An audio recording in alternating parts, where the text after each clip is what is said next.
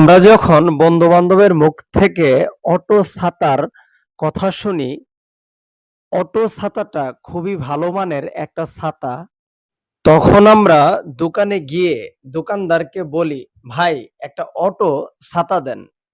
আসসালামু আলাইকুম। আমরা যখন দোকানে গিয়ে দোকানদারকে বলি, "ভাই একটা অটো ছাতা দেন।" তখন দোকানদার টিপ দিয়ে ফুটলেই বলে, "এটা অটো ছাতা, নেন।" সত্যিকার অর্থে অটো ছাতা কি এমন টিপ দিয়ে ফুটলেই অটো ছাতা বলে?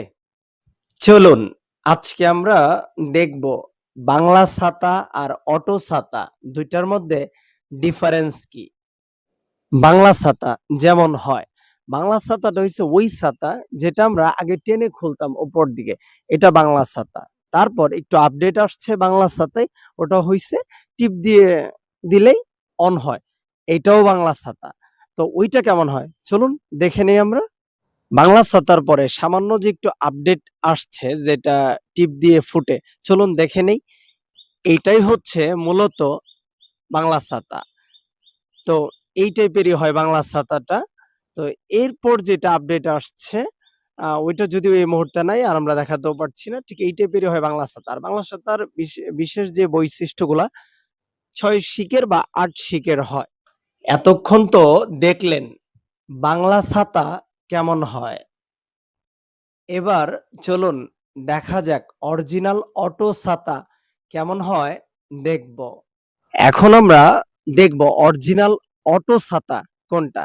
যেটার অন্য এক ছাতা আমাদের হাতে ধরিয়ে দিয়ে দোকানদাররা আমাদের বোকা বানায়। এই যে আমার হাতে দেখতে পাচ্ছেন এটাই অটো ছাতা। এইভাবে টিপ দিয়ে ফোটায়। আবার এখানে বিশেষ যে বৈশিষ্ট্যগুলা অটো ছাতার নরমালি ১০ শিক হয়। আবার ১২ হয়, উপরে ১৪ শিকও হয়। তো এটার যেভাবে বুঝবো আমরা অটো ছাতা, আবার এভাবে টিপ দিলেই বন্ধ হয়ে যায়। বন্ধ করে আমরা এইভাবে উপর থেকে টেনে বন্ধ করব। এটাই আসলে অটো ছাতার বৈশিষ্ট্য। এভাবেই আমরা চিনব অটো ছাতা কেমন হয়।